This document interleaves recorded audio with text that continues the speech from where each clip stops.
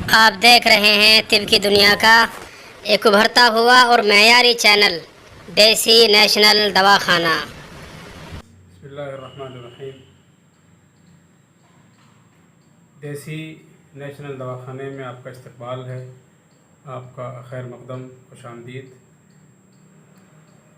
بعض احباب کا یہ بار بار اصرار ہو رہا ہے کئی روز سے کہ آج کل جو کرونا کے سمٹمس کے حالات چل رہے ہیں کہ اس تعلق سے کوئی ویڈیو شیئر کی جائے اور کوئی نسخہ پیش کیا جائے تاکہ لوگ اس کو استعمال کر سکیں۔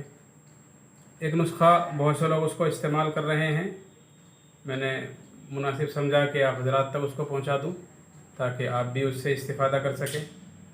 جس طرح کی کیفیتیں آج کل پیدا ہو رہی ہیں ان میں کافی مفید ثابت ہو رہا ہے۔ اس کے اجزاء اب نوٹ کر لیں: بڑی الائچی 1 عدد، 1 چھوٹا ٹکڑا دارچینی، 5 کالی مرچ، لونگ 3، اجوائن کا آدھا چمچ۔ ان تمام اجزاء کو 1.5 گلاس کے قریب پانی میں اچھی طرح پکائیں، اور جب آدھا پانی رہ جائے تو آپ اس کو چھان لیں اور اس میں 1 چٹکی اور اس میں شامل کر لیں آپ ہلدی، اور اس کو آپ گرم گرم اسی طرح سے پی لیں۔ نزلہ، کھانسی یا سانس میں دقت کا ہونا یا بسا اوقات گلے میں خراشی پیدا ہو جاتی ہے، اس کے لیے بہت ہی مفید چیز ہے۔ اور اس کے تھوڑی دیر کے بعد 15-20 منٹ کے بعد آپ انہی اجزاء کو جو باقی رہ گئے ہیں پکنے کے بعد، اس میں 1 چمچ آپ اجوائن اور شامل کر لیں اور اس میں 2-3 لیٹر پانی ڈال کر خوب اچھی طرح پکائیں، اور جب پکنے لگے تو آپ اس کی اسٹیم لیں، آپ اس کی بھاپ لیں، اور بھاپ لینے کے بعد اپنے پورے بدن کو کپڑے سے ڈھک کر کچھ دیر کے لیے لیٹ جائیں۔ بدن میں کافی پسینہ آئے گا اور بہت زیادہ پسینہ آنے کے بعد بدن بالکل کھل جائے گا، اور اتنا پسینہ آپ کو آئے گا کہ آپ کو کپڑے تبدیل کرنے پڑیں گے۔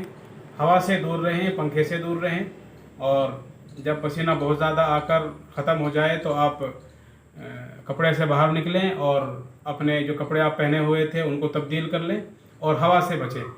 یہ 2 طریقے ہیں کہ آج کل کے حالات میں اگر آپ اس کو استعمال کریں تو جو پریشانی آج کل پیدا ہو رہی ہے اس سے بہت آسانی سے بچا جا سکتا ہے۔